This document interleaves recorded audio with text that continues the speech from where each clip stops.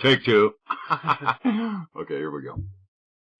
Welcome to the 100th Monkey Radio with Tom and LFE. We are recording this on the last day of May of 2016. Mm-hmm. And, man, can you believe it's already almost, tomorrow's June. June. Damn. 5 months, I mean, what happened to this now. year? Holy crap. Yeah. What happened last year and the year before? Yeah, exactly. What happened the last 10 years? Yeah. And I can't believe, sometimes I sit and think, damn, I can't believe I've been doing this show for, in November, it'll be 8 years. Yeah. It's like, wow, where'd all the time go? Yeah. I can't stand telling time now by decades. That's one thing I'm just getting to that point where I'm telling time by decades, and it's like, what the hell? You kidding me? Yeah, we're in the teens now. Yeah. Yeah. Yeah, 2 decades ago, come on, old man. Yeah. So you had an interesting dream here the other night, Elfie. Tell us about that. Yes, I did. This weekend, we did a sweat lodge on Saturday, and Friday night I had this dream. And let me preface it by saying that since I was about 6, 7, 8 years old or so, I have these dreams about tornadoes, maybe 4, 5, 6 times a year. And in these dreams, I'm just petrified in just sheer terror, looking for places to hide and holes in the ground and basements and just running all over the place in panic. The kitchen sink. The kitchen sink, yeah. I had one of these dreams where I hid in the kitchen sink of a trailer house. Somehow I fit in the kitchen sink to hide there. But anyways, Friday night I have this dream. Saturday morning I have this dream, and I'm in this wood house, and there's a bunch of wood houses all around this big giant field. There's a couple trees out in this field and stuff, and I'm in this house, and my mom comes in, and she says she's going to the other side of the field to go do something. I didn't think too much about it. And she left, and a couple minutes later, somebody runs inside and starts screaming, "Tornado, tornado!" And I look out the window, and there's the biggest tornado I've ever seen, and it's right on the other side of town, tearing up these buildings, and shit's flying everywhere. And in that instant, I'm just petrified with fear again. And I feel it just overwhelm me, and in that moment, I'm kind of looking around to where I can hide at. And then I felt so helpless. And I just said to myself, no. And I walked outside, and I walked into this great big field with this giant tornado that's tearing shit up. And in that moment, it was complete stillness for me. I couldn't feel any wind. I could see everything that's happening. I couldn't feel any wind or nothing. There was no fear, just complete stillness. And I met that tornado out in that field, and I raised my arms to it, and the tornado dissipated, and it went away. And so, I'm getting goosebumps telling this story. But it was one of those dreams where it felt like it was real. I had no idea that I was dreaming. Right. So it wasn't anything that, because I've been lucid dreaming, so it wasn't one of those lucid dreams. But it was just one of those, kind of like one of those lessons in life, where it's just... Well, I think there's a part of lucidity that was within the dream where you knew that you could control it. Yeah. There was a part of you that knew that you could stop it and you could control it. That you had the power within yourself to calm the storm. Yeah. Right?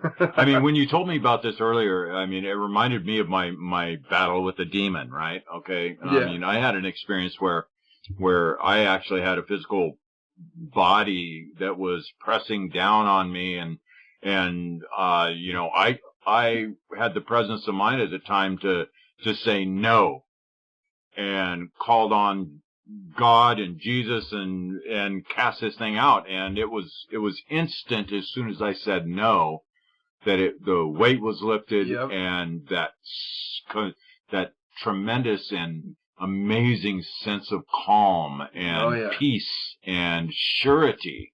I knew there was no doubt that it was done. It was gone. So yeah, that popped right into my head as soon as you were telling me that. So I don't think you'll ever have those tornado dreams again. I don't think I will either. And it's something, speaking earlier about counting time, I've been having those dreams for over 2 decades now. Yeah. So it's been a long time, and I don't know what it was. Something just snapped, and I said no. No. And you're growing. You're learning. Yeah. You're learning that reality is beyond just the third dimension. Yeah. and that we have control in more than just this world. So it's good stuff, man. Yeah, it's good stuff. It was awesome.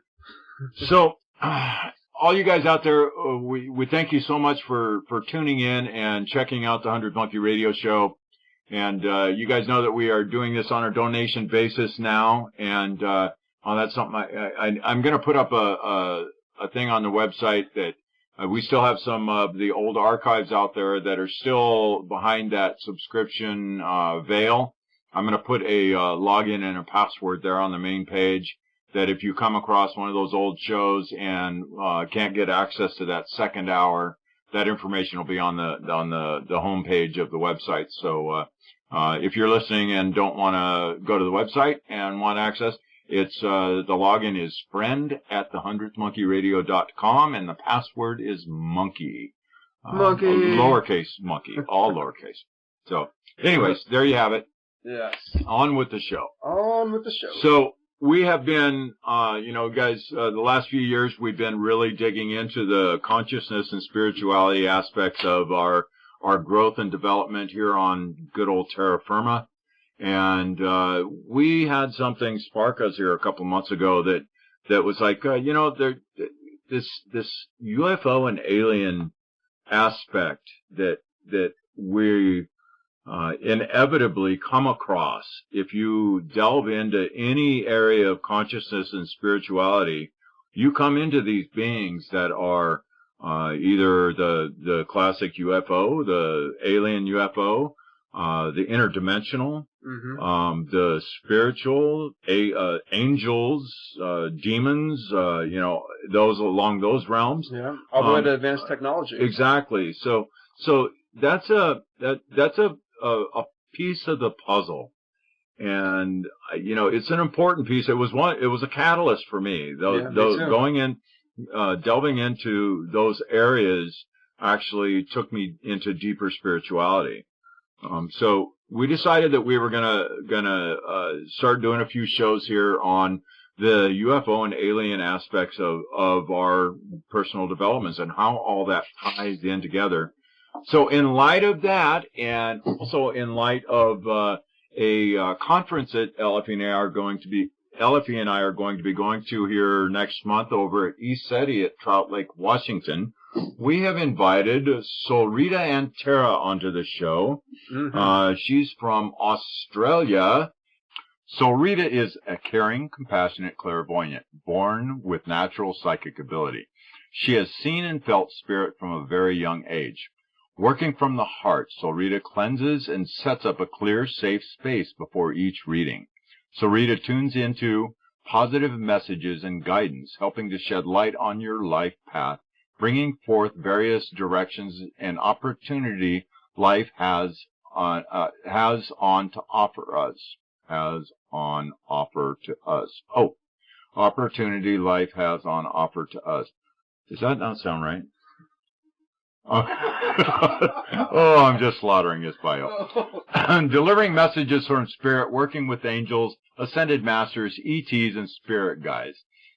She brings messages of guidance and wisdom. She also has studied kinesiology, Reiki, crystal dreaming, and hypnotherapy. She now works in her own practice doing both psychic readings and kinesiology, the combination of chiropractic and Chinese medicine. Specializing in reducing stress, allergies, and goal setting.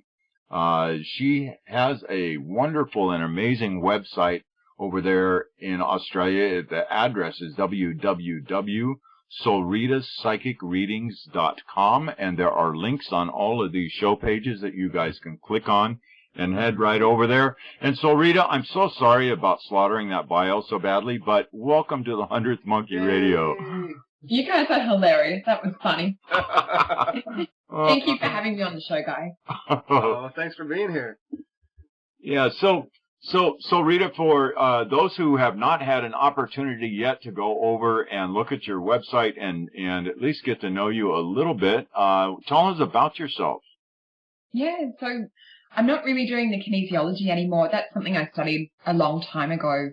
I've had too much demand with the aura drawings and psychic readings that I've been doing. So I'm kind of booked out more with that these days, and with hypnotherapy doing ET and UFO regression work. Okay. Yeah. So that's been a really good thing for me because I've always been more attuned to that since a younger age. So it's fun. I love hearing, other people's stories of contact as well.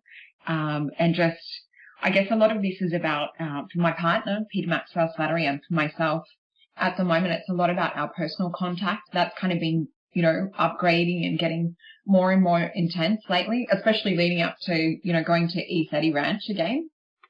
Right. Yeah. Well, so many of us, me included, I had to get the proverbial 2x4 upside the head to pull myself out of the third dimension and start asking real questions. At least in your bio here, you said you've seen and felt spirits from a very young age. So, has this been a kind of a lifelong interest for you, or was there something that sparked this for you and put your feet on a path towards greater awareness?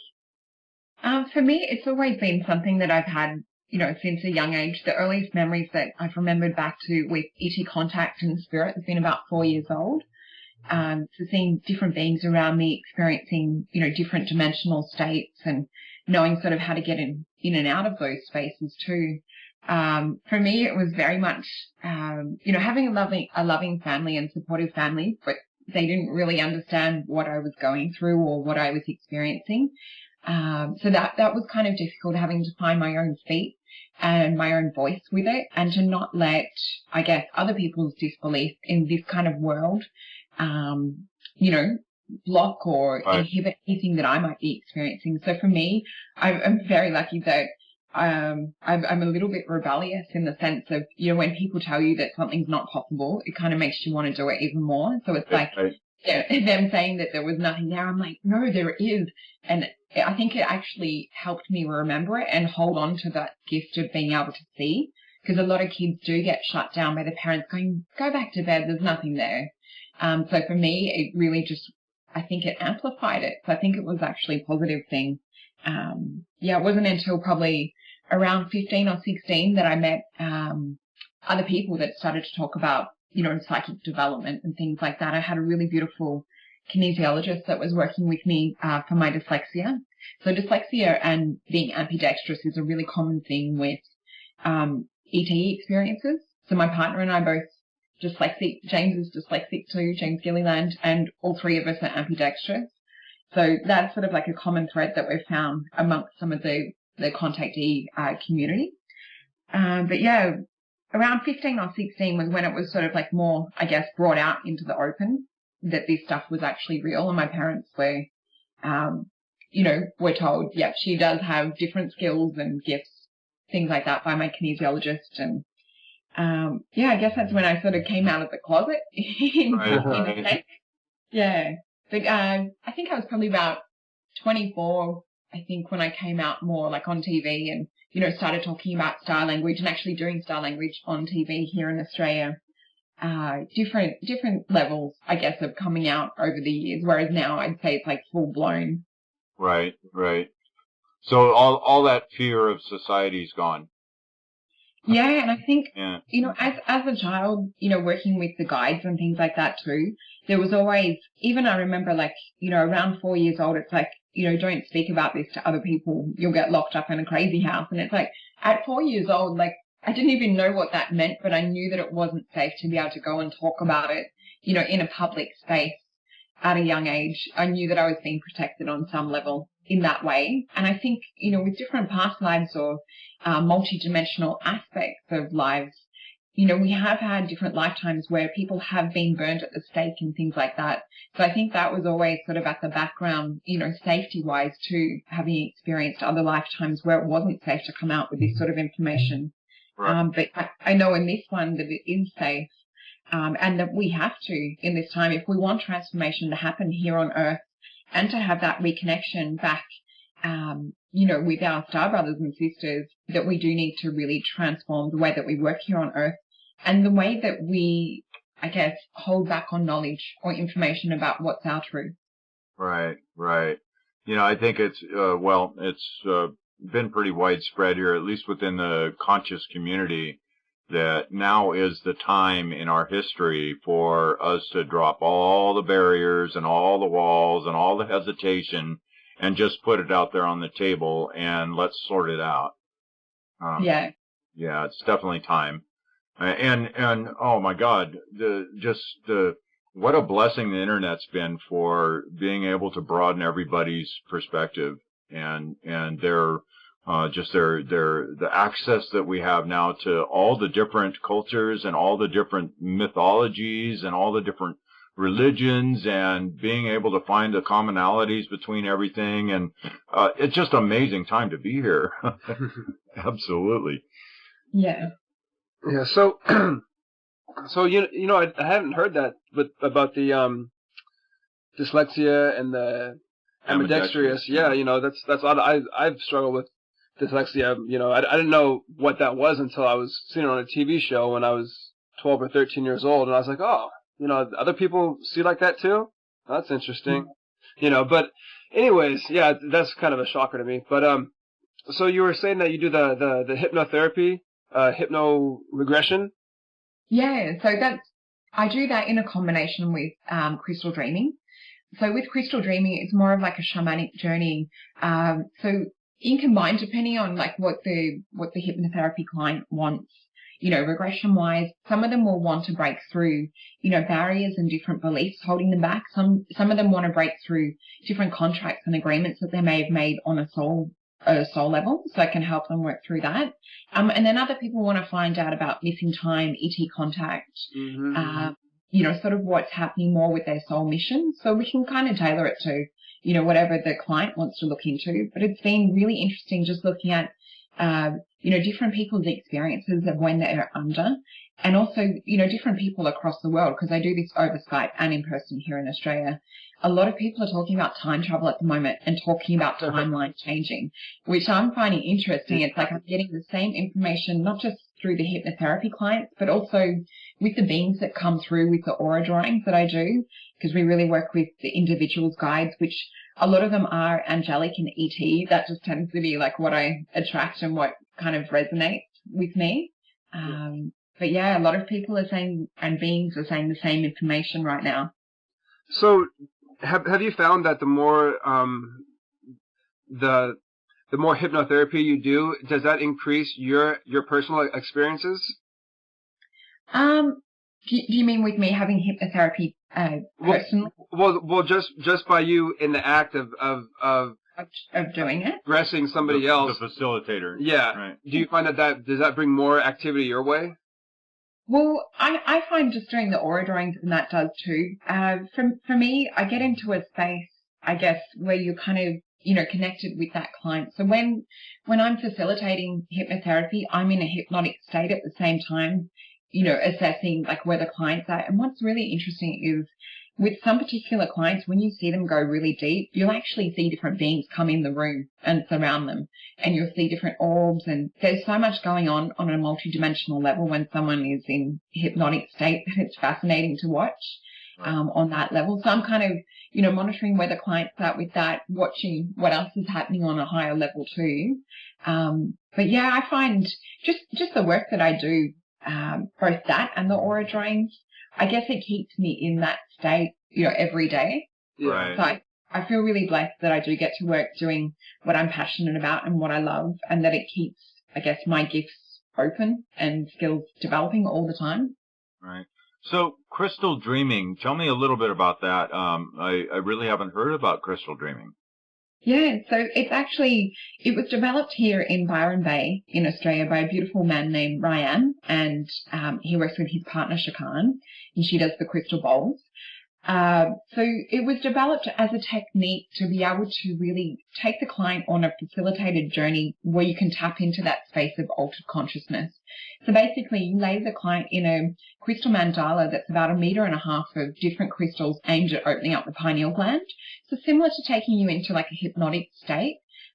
With this, you get almost like a vision screen that pops up in front of you. So even for clients that don't usually see things, the crystals kind of amplify that that screen or that vision to be able to see more enhanced than normal.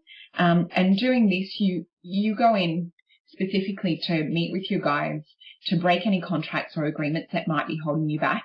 Some people do really go in to clear any negative ET stuff or negative entity stuff. It's really good for that.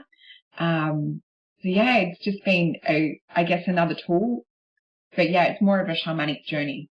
Okay. I think I got a picture of it. I've done something real similar to that. My daughter is really into crystals, and I'll have to show you the one she picked up here a couple of weeks ago. Anyways, okay, on with the show. So we have a lot of different elements that are in play here on the planet right now. I mean, what would you say is I guess the more dominant entities that you are dealing with yourself personally in the work that you're doing? On a negative side of things, I would say that it tends to be more people coming in and getting like different things overshadowed. So some people having almost like an archonic type attachment or reptilian attachment. With a lot of my work, I do focus on the positive stuff. I will give like techniques and tools for clearing, but I always really try and bring it back to the positive contact. And with the guides and beings that I work with in the positive sense, what they do is enable or give the client tips and tools on how to strengthen that contact and communication to be able to do what they're brought here to do on Earth, to remember their soul paths. But on the negative side of things, I seem to see it more through things like Facebook. So different social media, things like that, where the grounds are sort of more open to being like a high school format. I see the negative side of things coming more in through that way. So for people to be really careful about taking things on board that people say or misunderstanding, words that are written, people are really quick to jump the gun in that sort of sense. And I see that's where more the negative infiltration stuff happening is in that way, rather than so much like a personal attack, if that makes sense. Right. No, I understand that these, that negative entity out there works through a lot of different and interesting ways and means, and through they can affect you through your closest friend by the way they write something, being influenced to write something in a certain way that is then taken out of context or incorrectly by the receiver because they used a certain trigger. Yeah, that's exactly right. Yeah. So it's so important to stay in the heart, when you are in places like that, because some of the negative energies do find it easy. We are in a hypnotic state when we're on computers, when we're, looking at screens. We do go into more of a relaxed state. So it is easier for them to kind of, tap in or tune in. So it's important to do clearings, before and after using, different technologies like that, just to make sure you haven't picked up any hitchhikers. Yeah. What's your clearing of choice? What do you prefer? What type of a clearing do you prefer? I've got a few. It really depends on like what I feel is going on. I even use James Gilliland's one. He's got a beautiful quick clearing that's just like a verse that you read out. That's always a really good one. My favorite one that I use though is it's more of, I like to visualize like what my energetic frequency is for that moment. So I'm very visual. So I work with a picture. So say it's in the shape of a triangle. And what I'll do, I'll actually alter that shape. So think about that shape or that vibration being like an IP address or, an internet address. So when you're changing and altering that shape, you're not only upgrading your frequency, because you can change it to like a more vibrationally higher state, but you're also throwing any negative stuff offline. So it's essentially that you're becoming, I guess, more like a ghost in the machine. And sort of a bit more untraceable. Nice. So that's one of my favorite techniques, because it's a really powerful one, especially with entities that seem to be a bit stronger. Yeah. Well, and so much of this, at least in my experience, so much of it is always hinged for me on my own personal knowing that what I am doing is going to be effective. That's the biggest thing. is having belief in what you do. And like you guys were saying too, with the experiences you were talking about at the start of the show to do with like the demonic possession and just saying no. And also interesting with the, you were talking about like with the tornado too. When you look at a tornado and the inside of the tornado is supposed to be the still part, whether that's a reflection for you and your own kind of soul energy, and whether that outside of the tornado is like the reflection or the chaos around you. I just find that really interesting, that metaphor, that visual picture for that tornado. Yeah. That is a good one. Yeah. Yeah. So, what kind of experiences are you having now with this whole UFO contact stuff that's going on now for you in your personal life? Because you have the Australian ECETI, right? Yeah, so my partner, Peter Maxwell Slattery, and I are the Australian end of ECETI. So anyone looking to find out more about it can go to www.ecetiaustralia.org. So we, on a personal level, we have contact outside and inside the house. So our sightings tend to be more at daytime. And they have been probably for like the last year now, which is really interesting because, before that it was a lot of nighttime stuff, which we still get nighttime activity as well. I just find it interesting that the UFOs and ETs are coming out more in daytime. It's almost like they're having their own personal disclosure. But yeah, my partner and I both have taken photos and videos. He's done so much more than me in the way of videos and photos. So anyone who wants to check his stuff out can see it on petermaxwellslattery.com. We've both got stuff on YouTube. But yeah, a lot of the crafts that we have contact with are beautiful, I guess you would call it like balls of light. We have also seen ibanis, which are more common to Mexico and Italy, which are like a series of different balls of light joined together. Right. But yeah, we do have, I guess you would call it, some contact is in like the physical state, like the UFOs that we see with our physical eyes. And this is the good thing about having a partner that, has been the experiencer for a lot of his life too, is that we can confirm things for each other. So when we're going off to sleep at night, sometimes we've had the experience when you're just starting to get into that like restful period and starting to fall into sleep. I'll like whack him on the shoulder. I'm like, oh my God, they're here. Can you see that purple light? And it's like we're able to be able to talk about, when we're going up on board craft together, we're able to talk about an experience if we've woken up. Quite often we're coming back to our bedroom at the same time. Sometimes my little boy, he'll walk in just as we're coming back off the craft. It seems like he's had contact as well, and he's only 7 years old. But for us, what's been happening lately is more Pleiadian contact.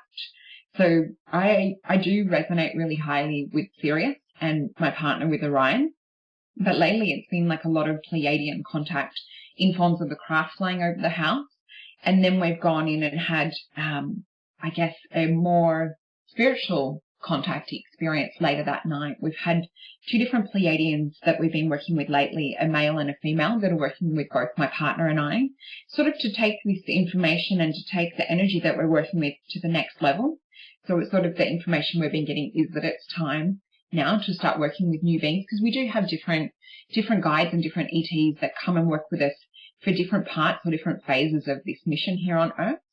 The other thing that I've been experiencing is them coming in and speaking to me in symbols. And the closest that I can relate, like for anyone with these symbols, is sort of similar to like what's in the Keys of Enoch, the J.J. Hertock book. Right. So almost like the flaming Hebrew letters.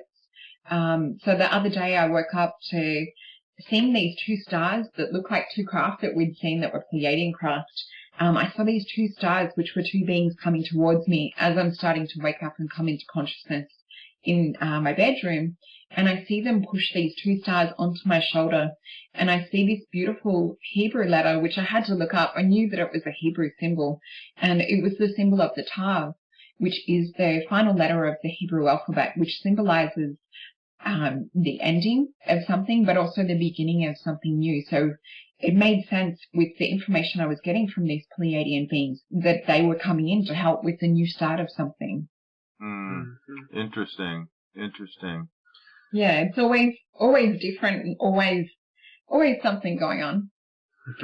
So have you found that the most the messages or the communication that comes through when you're when you go onto the ship or you're having an interaction in some way, shape, or form, do you find that it comes to you primarily in images and feelings, or do you get are you one of those who are blessed with a direct ability to have a direct sort of dialogue?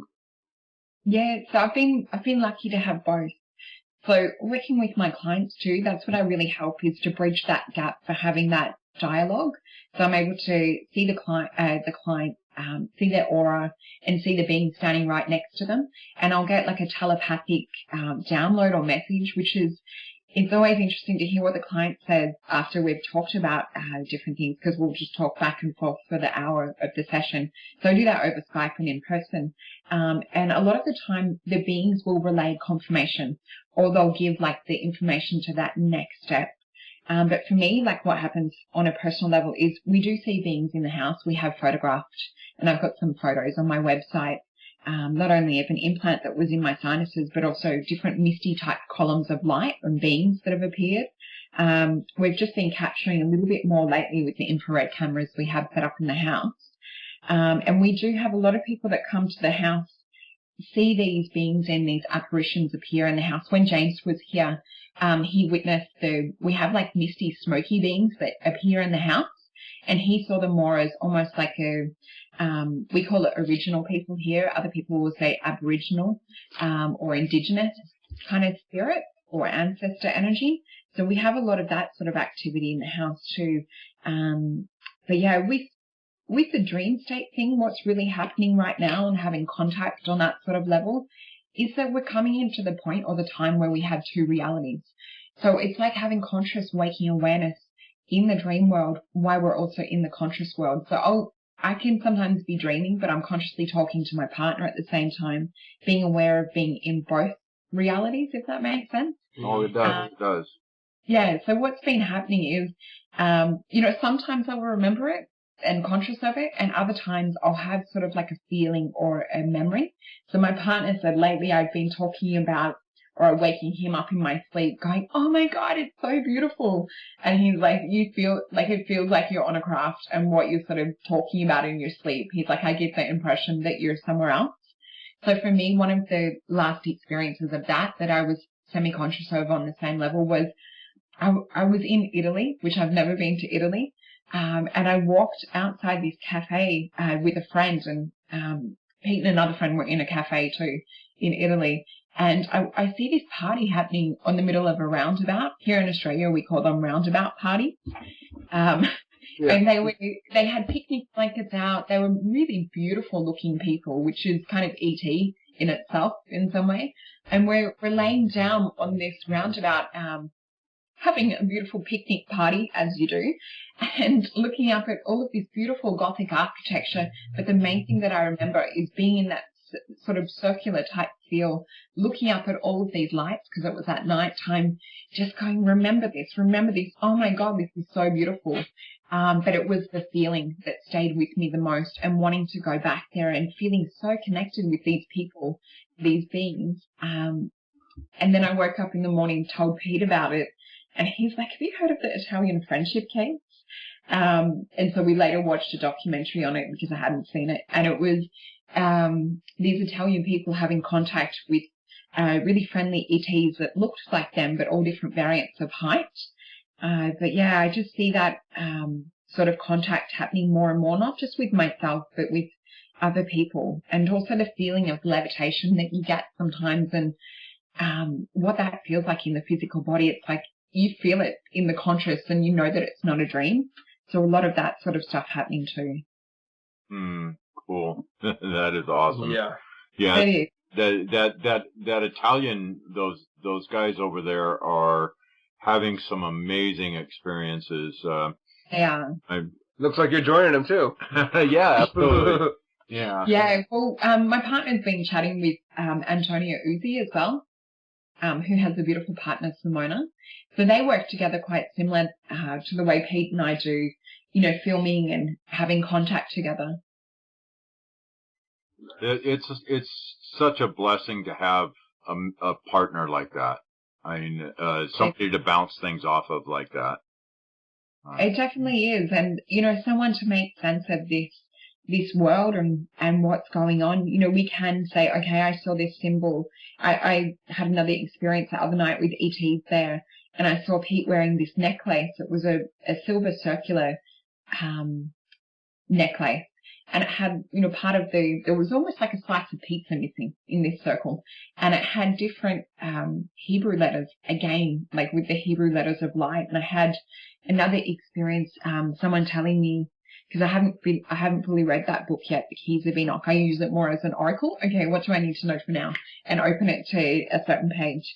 But someone was telling me that there are what's called children of light that are given these symbols from, higher realms or from ET, pertaining to, their soul mission here on Earth. So I really feel that that's what's happening for me right now, is that I am having the interactions on an ET level or higher multidimensional level, sort of pertaining to this next part of the mission or the next part of what I'm working with. Yeah. So have you had any contact on a wide scale from, so we talk about the ET perspective, being from a different star system. Have you had any contact with like interdimensional or extra dimensional entities as well? Yeah, so I would say most of my contact is more of a multidimensional nature. I have had a few things where I've, woken up to being in the room. One of the scarier experiences I had just a few months back was seeing a being that looked like something out of Mars Attacks with the brain exposed, but it was more trying to camouflage itself as a light being. So it appeared as golden light, but when you actually looked at the shape and form, it's like, buddy, you're not going to trick me with that. So instantly you go into like clearing mode and sort of similar to what you were saying at the start, Tom, just sort of calling on, Jesus or whoever you use to clear that stuff out. So some beings are trying to masquerade as false light, so that's something to be aware of too. But on a multi-dimensional level, there's a lot of awareness for me with different aspects of my multi-dimensional self. So I work a lot with that. So seeing myself in other planes and dimensions and what kind of work I'm doing on those levels and planes and how that integrates here on Earth and how those missions are quite similar. Mm-hmm. Right. Well, let's talk about a little bit about what most people are able to experience out there as far as the ET element is concerned. So the lights in the skies or the craft that people see or et cetera, that sort of thing. I guess this is more a real the shallower end of this pool. So the more commonly experienced part of it. Yeah. So you just like ECETI is quite famous for, if you want to go there and see something in the sky that is not explainable, that's a good spot to do it. I mean, it's really easy to do. Yeah. Definitely. So when people look up in the sky, there's Ellipy and I have talked about this quite a bit about, what exactly are we looking at up there? Okay, we've got the possibilities here are, one, we have actual aliens, from different planets. And I would say aliens, brothers from another place, whatever you want to call them. Yeah. Aliens, just because everybody understands that term. We have now, I'd almost call the embedded culture alien too, because they're not they're not part of our society, our culture. Now, another element that we've talked about is the what we're calling the embedded culture, which is like maybe the continuing evolution of like Atlantis or Lemuria or one of these ancient cultures that developed in our ancient history here on planet Earth, and they never left. So maybe they went underground, or maybe they went to Mars for a couple of years and came back, or something along those lines. But a culture of humans that are or other races, whatever, that are still here on the planet, or that those things that we're seeing up in the sky are black project stuff, stuff that we back engineered from the Roswell type crashes, the Aztec, all the different retrievals that have happened throughout history. So when you look up at the sky and you see these things flying through the sky, how do you discern yourself what you're looking at? I mean, is there a way for yourself that you're able to go, oh, that's the real deal, or oh, that's shadow government, or oh, that's inner earth, or et cetera, et cetera? Is there anything you use to distinguish that for yourself? Yeah, definitely using my body as an indicator or a barometer. So that's the good thing, like with learning to meditate and learning to, really feel like what's you, what's not you, because a lot of our feelings and emotions right now with the negative side of things, and also being very empathic. Everyone is sort of moving to that upgrade level where we are becoming more empathic. So we have to make sure we do clearings to, wash away anyone else's, feelings or emotions that we might have picked up on. So definitely getting clear in knowing what is you helps to then, when something else comes into the field, looking at UFOs and different things, you're able to tune into that energy and assess, and you get a good feeling.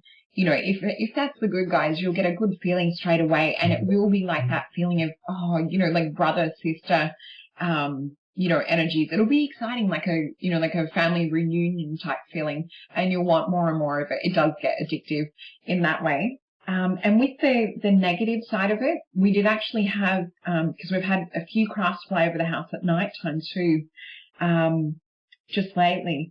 One of them the other night, we were watching, and it was an amazing light. Pete called me outside. He was already filming, and I walked outside. I'm like, whoa, that does not feel like a normal one that we have fly over.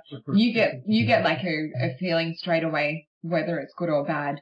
And even though it was beautiful to look at, I'm doing clearings, he's doing clearings, just making sure that does not come or leave anything behind. But yeah, you do get like I guess like an intuitional feeling, whether it's good guys, bad guys. With the government stuff, when we have had them fly over, it feels more like a vague kind of emptiness or like a soulless type feel. So there's a different... That soulless feeling, that's the way I describe it. Yeah. And some of the most beautiful contact experiences that we do have with these beautiful beings are the ones that are traveling in their Merkaba. So it's in their light body, which is very much what I like working with people, and what I feel that we're developing and evolving to in our next stage of evolution is where, having this contact with these beings that are in these beautiful Merkabas or their light bodies. So sometimes you will actually see spheres of light with beings in them. And I feel that that's where we're kind of heading, and where they're trying to help us develop and trying to help us remember that we are these beings, that, they are us. And some of these guys are future versions of ourselves coming to help.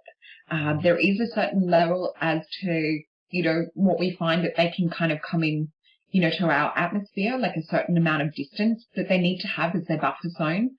For them, it's sometimes, like if the vibration is kind of lower, they can get sick or, not feel so good if they're coming too close to the ground. And also there might be contracts or agreements with government with some of the beings, and what sort of level of contact they can have, with the people of Earth.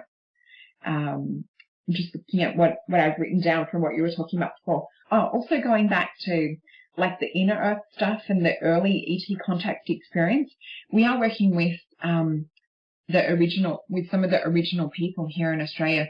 If anyone wants to find out more information with sort of like ET disclosure stuff in terms of the Aboriginal Australian part of it, Ulakai Brendan Murray and Stephen and Evan Strong are working tirelessly at bringing out this information. We do have ET glyphs and Aboriginal glyphs that are carved in stone here in Australia.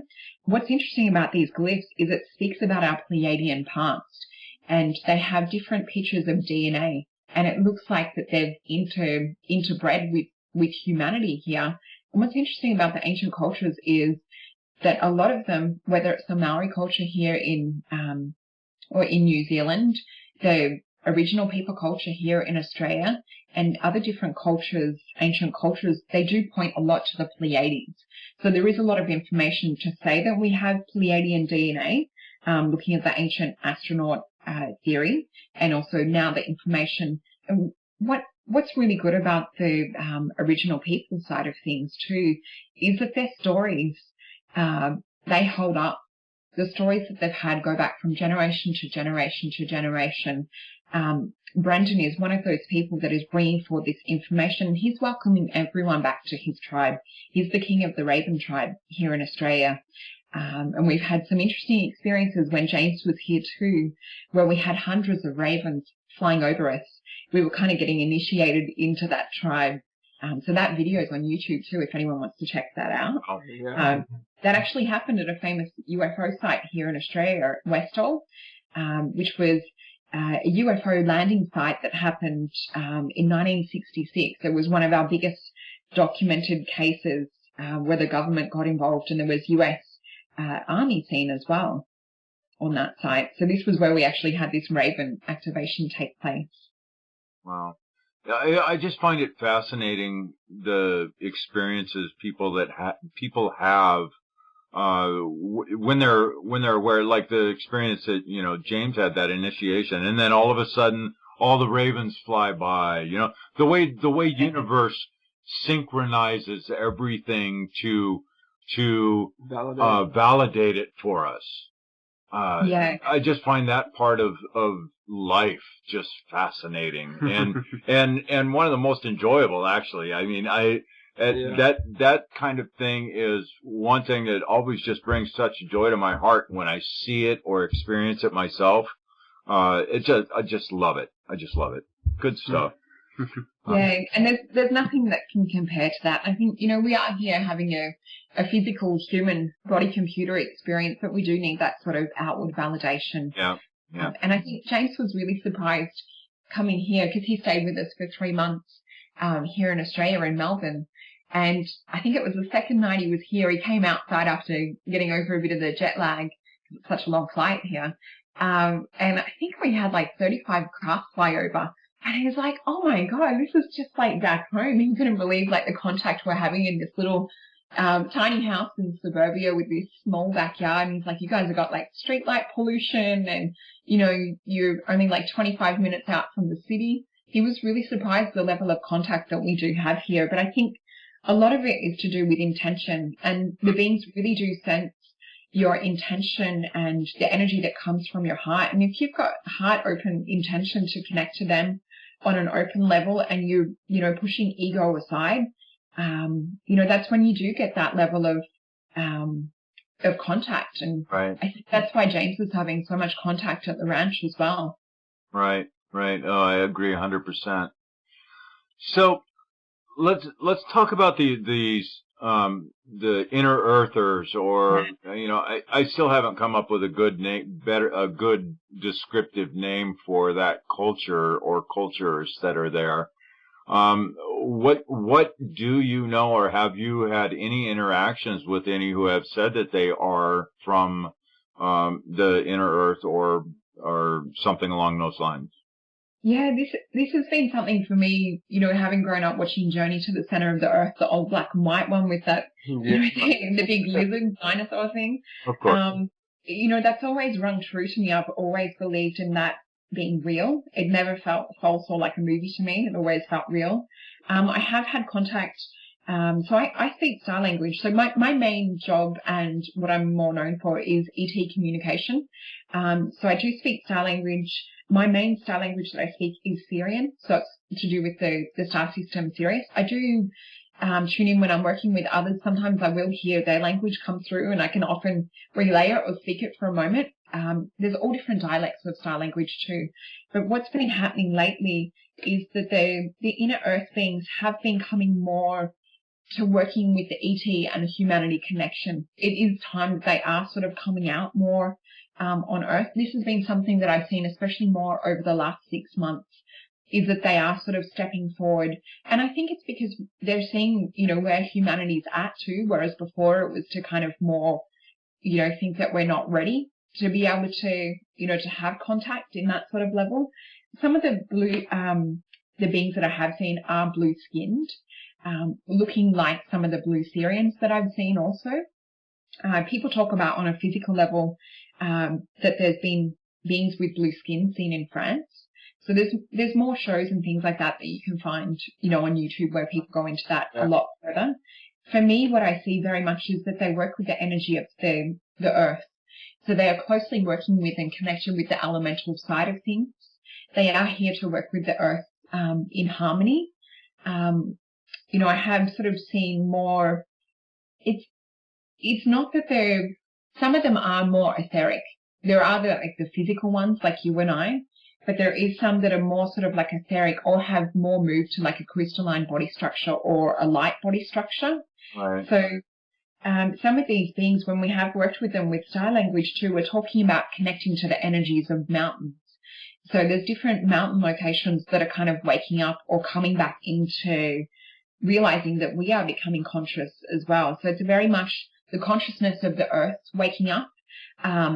Water also has consciousness too. It's looking at each different aspect of or element that we have here on earth being a conscious being in its own right. Does that make sense to you guys? Yeah. Yeah. There's one aspect of that embedded culture, the inner earth cultures, that I don't understand, and my lack of understanding has bred almost an anger. Okay. I look back at our history and all the trials and tribulations that society has gone through, and for the last, let's just put it at the last 6,000 years, because the Christians say that's all the longer we've been here. So let's just put it within that time frame. Just the last 6,000 years of history, and all the trauma and drama that has transpired here throughout the whole planet. And if there's an advanced culture living on the inside of the earth that we can do nothing but call them our parents, they're our forefathers. It just really baffles me that there wasn't a more active role played in the development of society, development of culture, and a environment of openness and environment of teaching and learning wasn't fostered more than it had been in. It just that question is kind of nags at me, is the why. Why did they hide themselves? And I'm not sure if you've ever asked that question of them yourself, or if you have any insight into an answer. Yeah. So the information that I get from them in regards to that is, that they were working with humanity up to a certain point, but when humanity became inhumane, there was a point where, like if you're hanging around people that, are not listening and they're carnivorous and fighting and there's so much hatred and things, there's only so much sorrow that they can carry within their heart and, spend time and waste their breath trying to change the way that people are. And it kind of, they went inward, I guess, into the Middle Earth to kind of wait for that to die out, to wait for, if you think about it like children arguing, and sometimes no matter what you say, you just kind of need to let them fight it out until they learn for themselves. I do feel like a lot of sorrow in their hearts with the Middle Earth to do with this, and waiting for humanity to get to that point where, it has come of age and that it can evolve and move beyond the petty stuff that we still see here in mass media. But I think that they do sense that there is a change within the hearts of men and women and humanity, not only just on an earth level and the way that we are, trying to transform the way that we care for the earth. And, there is a big shift for people going vegan and vegetarian. My partner and I are vegan, and I'm a big advocate for, that sort of lifestyle to do with the impact that it does have here on Earth environmentally, but also looking at the animals as sentient beings too. And I feel that this is very much like with the inner Earth beings, that they are looking for us to come to a certain point. It's like we have to meet a certain level before they can come back and trust us again too, because I feel that we kind of, burn that barrier of trust at a certain level. But it's also, I'm seeing it as not just the Middle Earth stuff connecting. I'm seeing it as the other dimensions or the multidimensional aspect coming back in and connecting. And a lot of them have been waiting for us to come to the game and just waiting for that silly pettiness to, be done with. And this is why a lot of, we do have more starseeds being born onto the earth right now, is to kind of help with that stage of evolution. There is a lot of kids being born that have full knowledge and full soul memory of different past lives and different, multidimensional realities, and know why they're here. This is a time of transformation, and this is why we are seeing more talk of all of this, different levels of things. Well, thank you for that. That actually makes some sense. Yeah. Yeah, it does actually make some sense. And on the other side of the coin, I would have to the little devil sitting on this shoulder of me is telling me, well, they could have been better parents then, and yeah. And the other guy on the other shoulder is sitting there going, now calm down, Tom, calm down. Yeah. I guess it's even looking at it, like with the way that our governments of the earth run right now, there's part of me that looks at it and just goes, God, we just need to walk away from that. We need to walk away from that whole system. We need like massive change. It's not even about getting the right people in. I think it just needs a massive change. Yeah, I definitely agree. Yeah. Okay, so now how about the more physical visitors? Do we have? I sense personally. I sense more of. I can't really think of. I can only think of one time that I've seen something that I felt was a physical craft that had traveled from someplace else. Yeah. Everything else I've seen, which I've seen quite a few things in the sky. I've seen a lot of stuff. Everything else, I have to say, I personally feel that it was interdimensional, primarily interdimensional. Whether or not they had the ability to manifest both physically and non-physically, I think that is true in most of the cases. But there's only been one that I can recall that I would have to say that was a physical craft from another solar system, planet, something.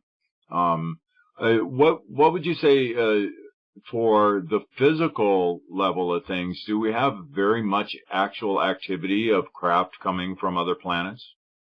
Yeah, I've seen, out of the stuff that Pete and I have seen, and we've seen hundreds of craft now, and he's got so much video evidence. Not all of it's up anymore. He's chosen just to keep the best stuff up.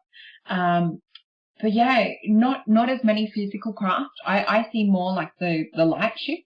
Right. And I think it's also to do with like where we're heading, that we used to see more physical craft. Like if we look back to older cases and things, throughout history, the type of craft that we're seeing now is more commonly the light ships.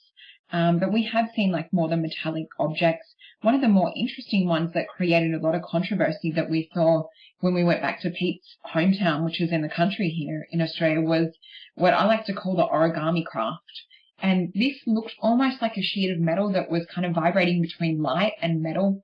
And it was folding in the sky like a piece of origami. That one's created a lot of controversy. There is some crafts that, I guess it's about being open to, and having that open intent.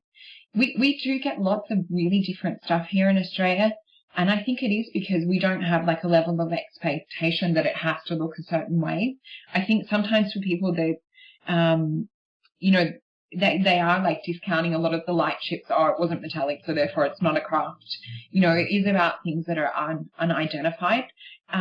With having talking about like the ET side of it though, and people having ET contact, for ones that I have talked to and heard their story in terms of having like full blown, physical ET in front of them, has been the ones that have more needed to have that wake up or that shock to come out of that physical reality, or have been more closed off to it, or not being such a believer that they have. And it does tend to be more males, I've found, whereas with a lot of the female contactees that I've spoken to, a lot of it is more the interdimensional or multidimensional aspect, or the light body beings appearing.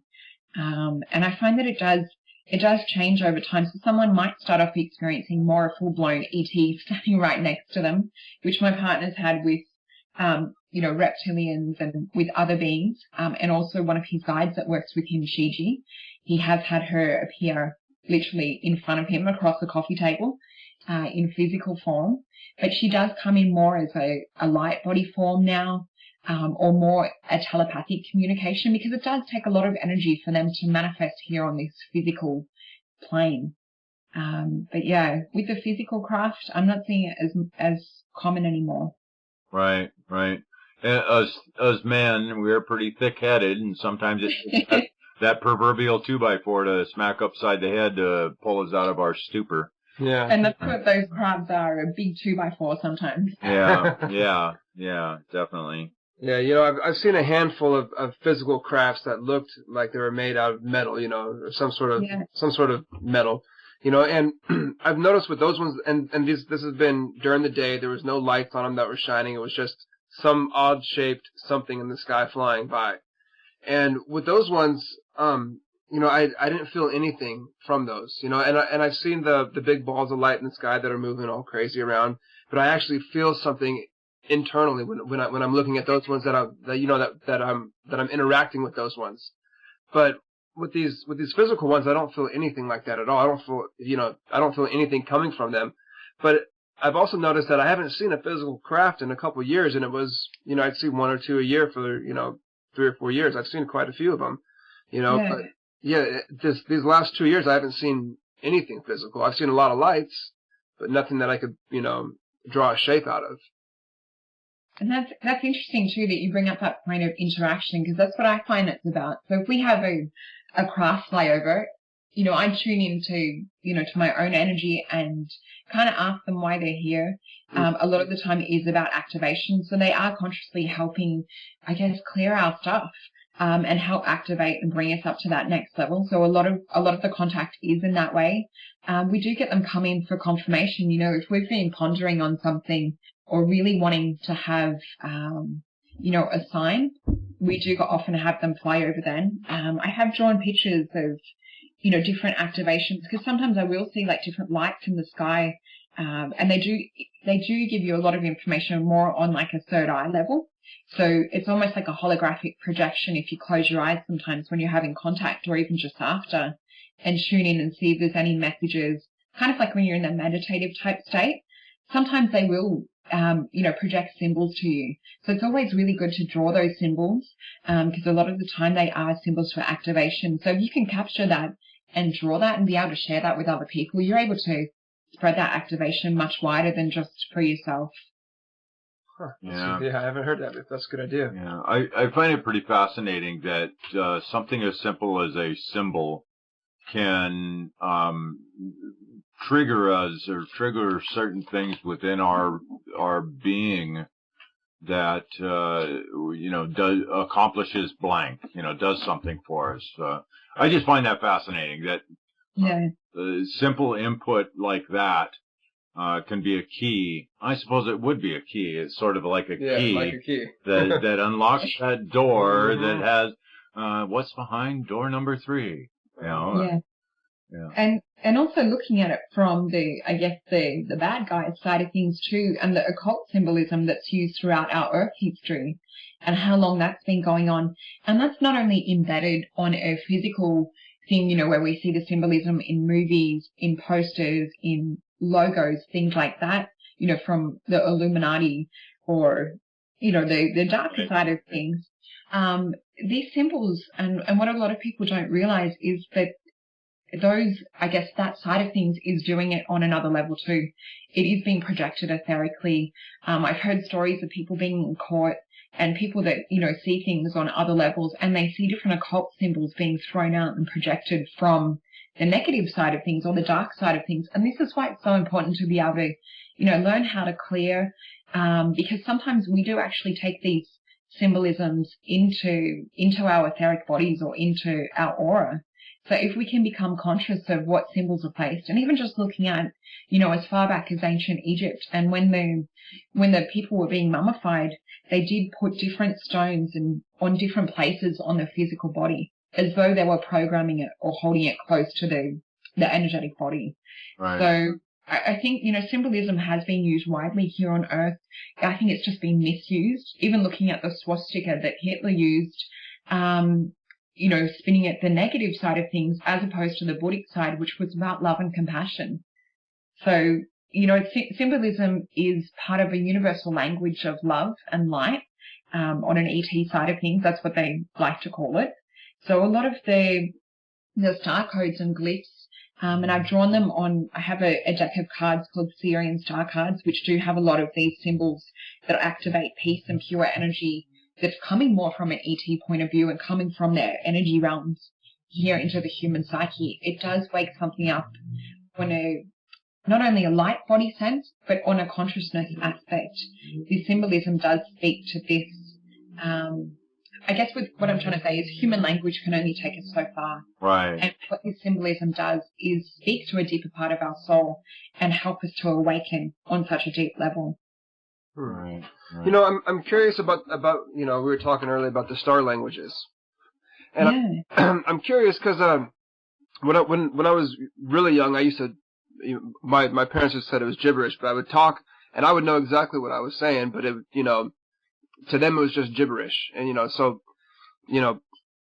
after a while, growing up, you stop doing those kind of things. Here, I don't know, maybe 6 or 7 months ago, I had this dream. And I had this being talking to me, and I was able to comprehend everything that and I was talking back to it, and I didn't realize until I was waking up from this dream that I wasn't speaking English. Yeah. And the last thing that this being said to me, and I posted it on Facebook, and I was trying to see if anybody knew perhaps heard this or know what it meant. But the last thing that it said to me that I was able to retain in my conscious mind was "wo checha," and that was the only thing that I can remember it said, "wo checha." But I'm just curious with the star languages. How long have you been able to interpret it, and how does that work for you? I mean, does it just come out, or is it like, speaking English where you kind of spend an instant of a thought, thinking about how you're going to say your word and what words you're going to say? Yeah, that's such a great question. As soon as you said Wachecha, what I saw happen was, it was almost like, when you drop a stone in the water and you see like the ring effect and how that spreads out. I saw that over your third eye. So it's like something to do with activating consciousness on another level, and that kind of amplifying and spreading out for you. That's just what I saw when you said that word. A lot of this language, it has been something that I've had within me from a young age. Again, a lot of my memories of star stuff goes back to 4 years old. I remember, speaking this language out loud, and just always feeling it, always sensing it there, as though, because the only other human language that I know is English. But I always felt this within me. And what's different about this language is that it is such an empathic language. It's not something that we need to hear the words and go, just this word translate to this word. That's a real human way of working with language that we do here on Earth. What star language is more spoken, and it's for the body to understand and for the body to translate. So this is why, again, with the way that we sense and receive messages from craft and ET, is again to get that body and that mind clear so that we can pick up this resonance of what these vibrations are and what they are speaking to us on a physical level. So for me, when I speak star language, or if I hear someone else speak it, it translates to me, because I am very visual, like working with the clairvoyant side of things. I will get shown different symbols and projections into my mind, but I will also feel it in the body as something happening on an emotional level. So when I do star language, and we're going to be doing some at the ranch, in the beautiful circle that they have there too, So what I ask is that people just tune into their body and tune into what their feelings are. Notice if there's any thoughts or, visuals that come to them, because it is a language that speaks in that way. Interesting. Very interesting. Yeah. So I guess that's the key to understanding a lot of this stuff. Get clear within yourself. Start really tuning into how does it feel for you? What does it bring up for you? Because a lot of this telepathic communication and connection is spoken to us on an emotional level. Right. Mm-hmm. Right. Well, I think it all comes through. There has to be. I kind of see it as there's always some expression, whether it is a voice, body movement, or a thought, or something, that there's always some expression or a projection of some kind that we pick up on again on another level. What am I trying to do here? I'm trying to explain how psychic phenomena works.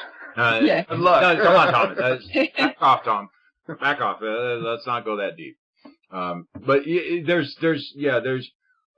I kind of see it as all of this stuff that we receive is definitely is just another form of language, and the interpretive aspects that we access to be able to make sense out of whatever it comes in are the different tools that we're using. So whether it's our heart that we're using to interpret, whether it's our mind we're using to interpret, whether it's our body, our full body that we're using to interpret, it's a matter of us deciphering what the different impressions and feelings and sensations that each one of those things are getting, and assigning meaning to those sensations for ourselves.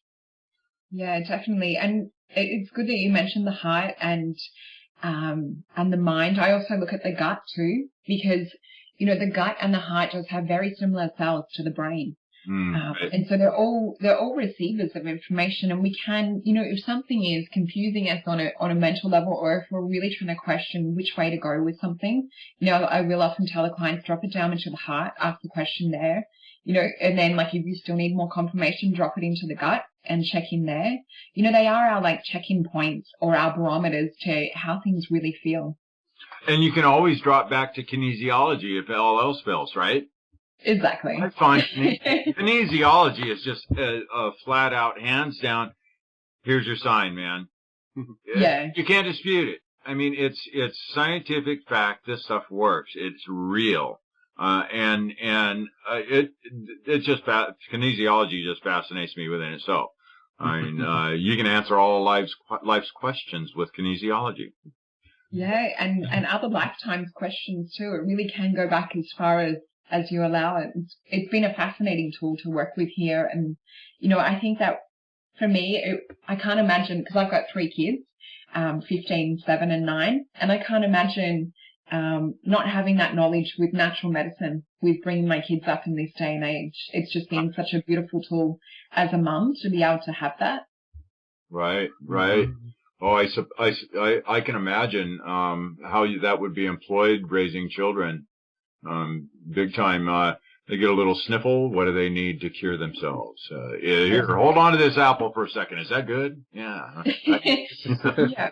And it's teaching them how to use it within themselves too. So for any of the listeners out there, if they're wanting to, and essentially it is using the body as the barometer to check in and see what's happening. You can even do this with muscle testing using your fingers, or for even those that are more sensitive, sometimes if I'm scanning a book of remedies to look for something for the kids or for myself, I'll actually get a little zap that comes out of one of my fingers when I touch over the remedy that they need. It's almost like your body going, yep, that's it. Yep. And I'll often double check it and muscle test it. But yeah, going by the little zap that you can get within your finger, that's a little handy tool. So I teach the kids to do this themselves too. Yeah. There's so many of those little tricks out there that we can learn to discern something from the other side of the veil. I like the way you talked about her textbook and how you use it kind of like an oracle, and I call it, that's called literomancy. Oh, okay. There is an actual name for that. Cool. And I've actually used it quite a few times. Oh, yeah. I think I fascinated you with it one day. Yes. I grabbed some novel out of the bookshelf and had told him to ask a question, and I opened the book up, and it was like dead on, right dead there. on, yeah. So it was like I kind of fascinated him with that one day. That was pretty cool stuff. This is just such a freaking amazing place we are in. I mean, being in a physical body on this planet, learning what we're learning, experiencing what we're experiencing. I mean, oh my God, this is crazy. Human beings are fascinating. I mean, we are. I mean, we're so blessed to be able to have this experience, and to look at our guides and beings that are working with us, helping us with this physical experience. It can be looked at two ways. I know with my partner, when he gets frustrated, he's like, "You guys try and come down and do this here." It's not so easy. But then at the other times that just feeling so blessed that we have them to help us, that we aren't here alone, and it's a lot about remembering that too. That we aren't alone. It's important to reach out as humanity and to be able to connect and be, understood and to feel like that we matter. And I think, as we were talking about before, with times of, being safe to come out and talk about this stuff, we are so lucky to have others and to have those soul families reuniting and connecting up here on Earth. I think we're living in such a blessed time to be in the physical body. Yes, absolutely. Absolutely. I just look at what's changed in the last 10 years on the planet. And, I do my roller coaster thing, where I get frustrated with society, and then I'm hopeful and I'm frustrated and I'm hopeful, blah, blah, blah. Up and down the roller coaster we go. But the gradual trend, and I call it the conscious baseline, the conscious baseline of humanity as a collective. All of us together, the whole 100% of us, that's including the dark, the light, and everything in between, our level of consciousness is gradually rising. Our baseline, that center point that we oscillate between, is gradually growing and raising. And, just think about, 10, 15 years ago, at least here in the U.S., majority of the people had complete faith in our government. Yeah. They completely believed our government. And then 9/11 happened. Yeah. And that was a huge catalyst. Well, that was a tremendous catalyst for so many people starting to ask real questions. What the hell's really going on this planet? And then for those that have got their heads buried in the sand, in the third dimension, they couldn't not see the corruption that was within our government, and the corruption that was within the 1%, right? So now it is common knowledge out there that we're living in a corrupt system. I mean, ask anybody. Everybody knows that okay, if you're a politician, you're most likely corrupt. Yeah. So and that's a real recent change in our collective level of awareness, our collective consciousness. So that one in itself raised our baseline up quite a bit.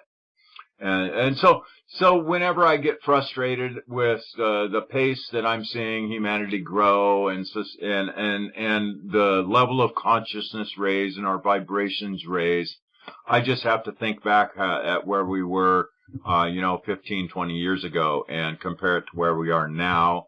And then my heart shines. I'm like, yeah, we're moving. Yes, we're going. It's been such a massive transformation here in Australia too. I think a lot of people still are asleep to do, like general population over here to do with the whole 9/11 thing, unless they're researching it and looking it into themselves. They still do believe a lot of what the government say here. But yeah, even here in Australia, going, 15 years or so back, people didn't even understand what organic was back then, or understand natural medicine. It really was that you would just go to the doctor for everything, whereas now we've come such a long way to health insurance companies having to accommodate natural therapies, Right. to part of their plan. So we've seen a massive shift here too. I want it to speed up though. I get frustrated. It's like, can't we go at double pace? But it's not everyone is ready. We're dragging a bit of lag, but it is getting faster. Yeah. I suppose my problem was I got hit with the 2x4 30 years ago. So I've been asking these questions for a long time. Yeah. And that's a double-edged sword. It's frustrating watching things seem to move at a snail's pace at times. But then on the other hand of things, I've walked around the last 30 years with my eyes open. And, that just in itself has brought me, so much. And I'm so grateful. Oh, geez, I'm getting tears in my eyes. But it's been an amazing journey for, that I wouldn't take back for anything. Yeah. And I think, it's all coming together nicely, as we were talking about before, like soul families are reconnecting and people are coming into that awareness. As they would perhaps, in the medieval times that, we are aware of past lives and things now that, that we had been connected and tied in together before. And I think that's so beautiful for, humanity to be getting those memories back, to realize that we aren't just, this lifetime or this soul experience, that we do carry so much with us. And that, that it's all part of this mission here on Earth too. Yeah. So what, here's the big question out of this series of shows that we've been doing here in the last few months. What is the importance of being aware of this extraterrestrial, interdimensional aspect of reality? I mean, what can we not just be a Buddhist and get there too, or be a Christian and get there too, and or what's this element have to do with our development? Yeah, so the first words that come to mind when you say that is to remember that we are them. We are essentially, the same, that they are brothers and sisters, that we are ET, and they're just more, I guess, awakened to the reality of that. We can do the things that they do, and you look back to, to the masters that have been and walked here on the physical planet, and they talk about that you can do as I do. And I think it's about getting back to that state of remembering and throwing off that falsity and the illusion that's been put here and placed in this physical reality, and also investigating the perpetrators of that too, that are trying to keep us in a trapped illusion or reality, and really moving beyond. A lot of people do gain clarity, working with meditation or different tools and techniques, or even just questioning who they are as a soul. I think this is all part of it, and I feel like with me personally, because that's all I can really go by, sort of being awakened to this ET reality since a young age, I've felt like a sense or a mission to, as a kid, the way I would describe it is, I've got to make people remember or believe that they're magic. For me, I always had visions and memories of levitating and telekinesis, and I would sit there for hours on end in my bedroom going, why the hell isn't this working anymore? It's like, and trying to make magic come out of my hands, things like that. But it is remembering that we do actually have all of those, those tools within us. And I think the more that we move there on a mass consciousness level, the more that we are going to have that as our reality. People talk about, the sky's only blue because everyone believes it's blue, right. and the scientific side of it. But it's like, if everyone believed the sky was purple tomorrow, then that would become our reality. And I think that's kind of what we're waking people up to right now, is the wider part of being human. A lot of what I talk about too in my talks and lectures that I do and workshops is the, building the light body side of it, because this is very much something that the advanced ETs already have established, is the light body and access of how to work with it and how to, enhance it. And I think that what we have here on Earth in terms of food is like a big part of this light body transformation. The more pure that we can keep our energetic light bodies and our physical body, the less crap that we ingest and bring into this. Talking about the body is a temple. Well, the temple, can actually fly. It can actually, transcend space and time. So the more, superfoods that we can put into our body, and the more high raw energy foods too, and less things that clog our body like dairy and meat, and lower vibrational foods, the higher we're going to transcend, more on a conscious level, but also on a physical level too. I'm seeing amazing athletes at the moment that are, vegan and raw vegan, and their body's just doing phenomenal things. Not only that, some of them look like the Incredible Hulk. They've got so much muscle on them that they're totally dispelling the whole protein myth that's been thrown out there a lot from government and agriculture here in Australia. We have a lot of government investments with the dairy and meat industry, and also with the grain industry too. And there's some really amazing speakers that talk about this. I think Dr. Joel Wallach in America, he talks about serial killers in terms of our cereal grains and how they affect the human brain and the human body, and how they shut the brain down, but also the gut. So, really important to find out exactly the effects of what we're eating, and also looking at the positive side of what can we eat, thinking about like food being medicine, going back to what Hippocrates talks about, and let food be thy medicine. I believe that, and I feel like that's going to, help us step up, and not only step up, but it helps us to be able to take on board this transition phase that we're going to, and be able to hold more light in the energetic bodies. Right. Something that I found very fascinating within my own life was that I noticed, it's 7-8 years ago now, that I noticed that, wow, my diet changed.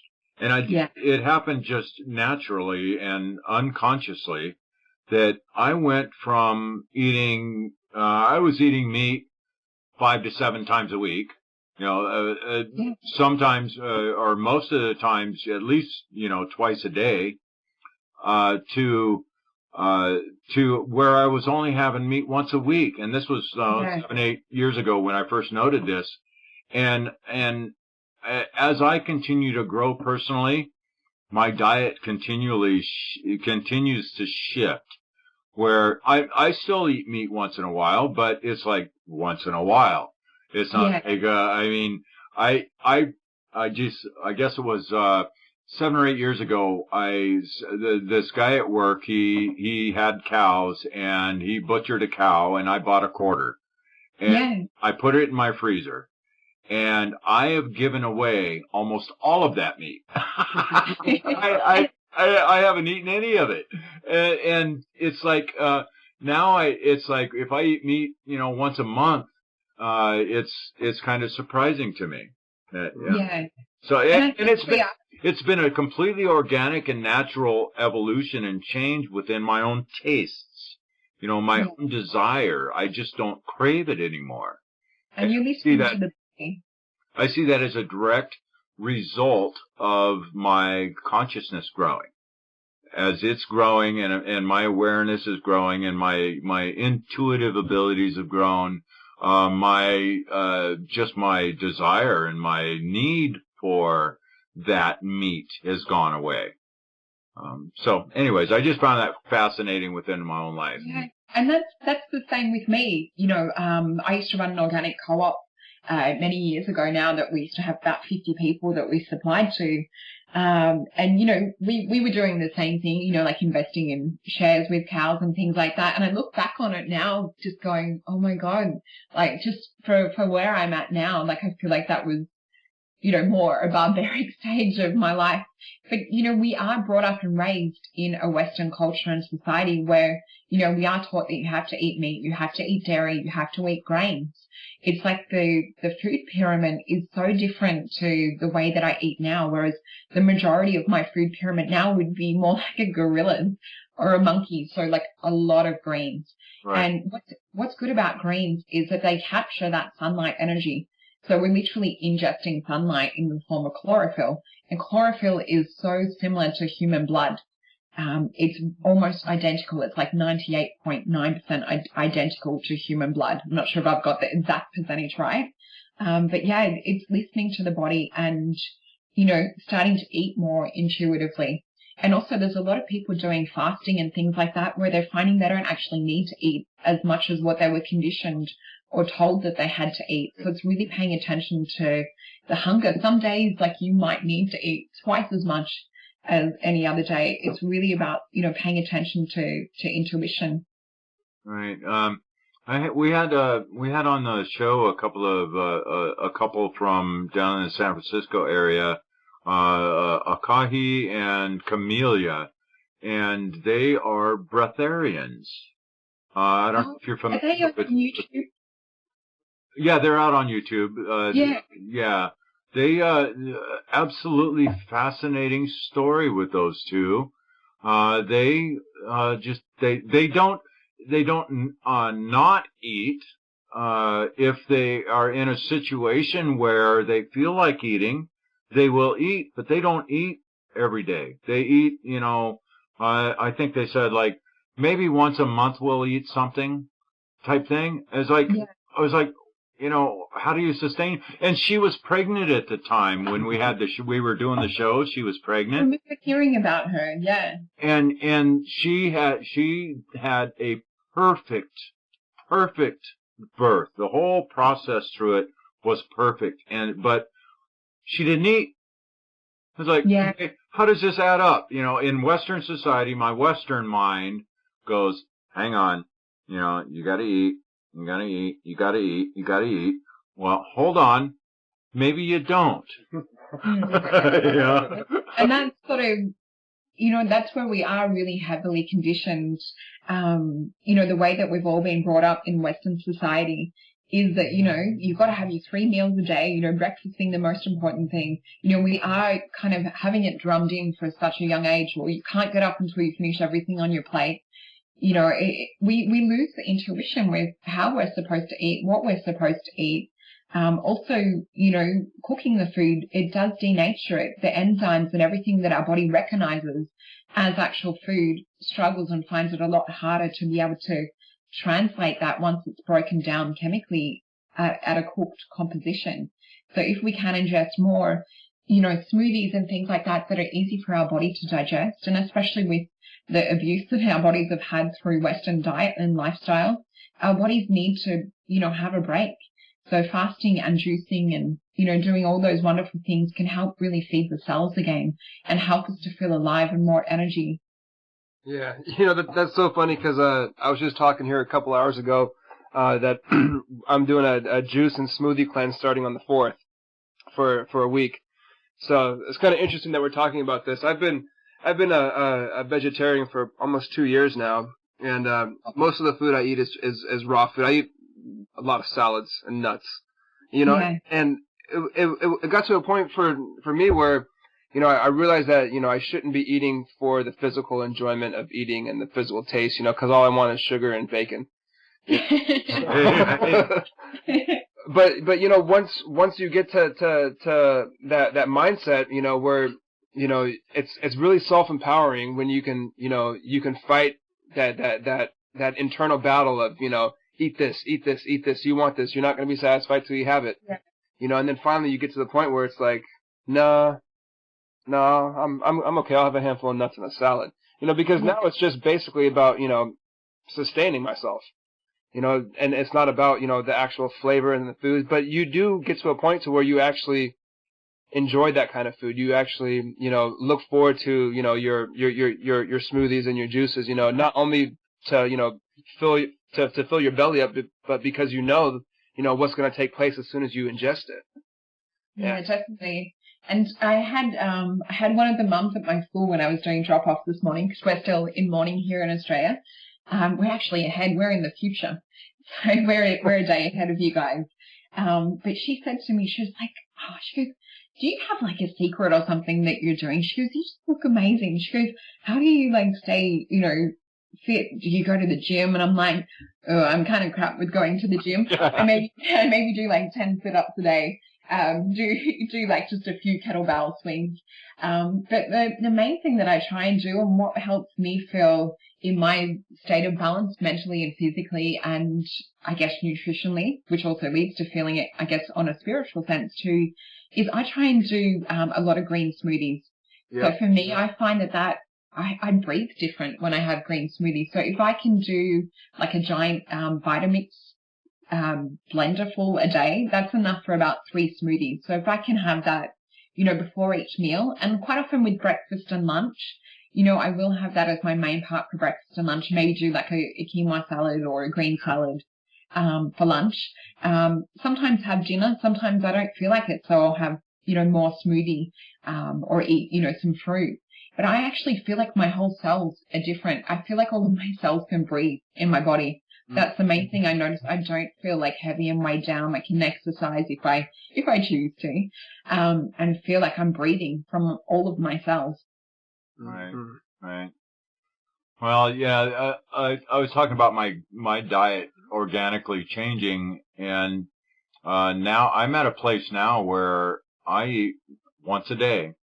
I mean, that's it. I eat once a day, and I'm satisfied with that. My body weight is stable. It's been stable for years and years and years, and my energy levels are stable. And I mean, I've just found that that's all I need to sustain myself. And how interesting is that we're all going through, diet changes and really, being guided and sensing what our body needs right now. Right, right. And that's it. I listen to my body.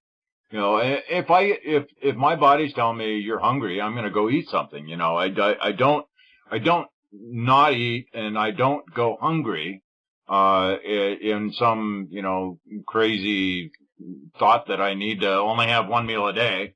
But I just don't, I'm just not hungry. I mean, I don't need it. And, I kind of look at food like driving a car. Yeah. I mean, if your car's out of gas, you stop at the gas station, fill it up, and you're on the road. That's me and food. Yep.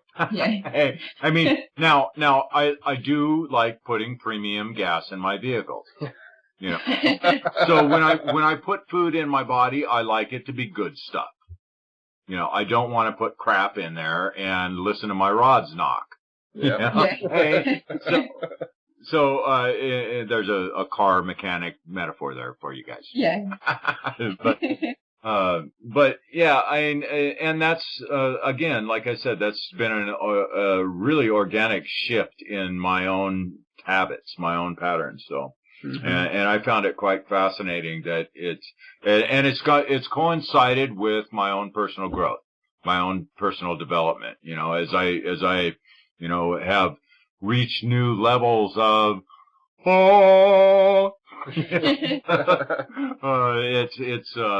it's definitely been an interesting trip. Yeah. And I think there comes a stage where, on our spiritual path where we do have to look into the fuel that we put into our body. And for anyone out there that wants to find out more information on that, there is an amazing guy over in Hawaii called Dr. Robert Kassar. And he talks about like the liquids of vitality. So he is on mainly a liquid diet.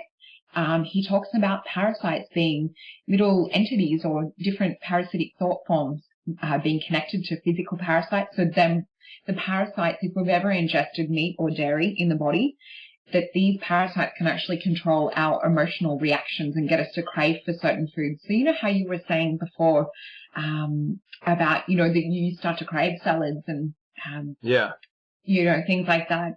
Once we do start to reset the body and give it more alkaline fuel, it does, our taste buds change and what we crave and feel for change. But anyone who's interested in finding out more information should definitely check out Dr. Robert Kassar. He's got some fascinating YouTube videos. He does a lot of water fasting and dry fasting. I'm not yet at that stage. I still like to have my smoothie. But maybe one day I'll get there. Oh, yeah. So, well, wow. Good stuff, Solreta. I mean, this has been I like you. I like you guys too. You're good people. You're good. So you're coming to ECETI here next month. Yeah. What else have you got going on? And if somebody wanted to get a hold of you for a session, how would they do that? Yes, I've got an online automated booking system. So it's just a calendar on my website that pops up. People can pick their own time and date. It does cater to where they are in the world and matches up with my Melbourne times here in Australia. So that's just on solretapsychicreadings.com, and my name is spelled Solreta. That's the thing we've got going on. So we arrive at ECETI the end of June. I can't wait to meet you guys. Yeah, that'll be great. Yeah, we'll be there. And we're going to be doing the 4th of July conference weekend. Pete and I will both be speaking there. We're also going to be doing some workshops at ECETI starting on the 8th of July, I think it is. But in between that, on the 6th and 7th of July, I'm going to be speaking at Triad State Theatre in Yelm. Okay. You're going right down the road there. Yeah. Well, yeah. That's just a couple miles from where we live. Oh, cool. Yeah. Nice. Yeah, so it's going to go fast. So we're only there for 2 weeks, but I know it's going to go so fast. Oh, yeah. That kind of stuff always does. It does. Yeah. Well, I can't wait to meet you. And, wow, great show. And thank you so much for everything that you're doing out there in helping to open people's eyes and bring comfort, love, and joy to all that you touch. Thank you, thank you, thank you. Thank you so much to the both of you for having me on the show. I've had so much fun chatting with you guys. It's been like catching up with old friends. It has, hasn't it? All right, guys. Well, I want to thank everybody out there listening to the show. And if you like what you hear and you want to help support us, remember we do have a donate tab there on the website, and helps keeps the lights on and all that good stuff. Mm-hmm. We definitely appreciate it. So. And we're headed to ECETI, so we can help. No, just kidding, just kidding. Anyways, much love to all you guys, and we will see you on the next show. Condemnation without investigation is the height of ignorance. Change the way you look at things, and the things you look at change. Namaste, my friends.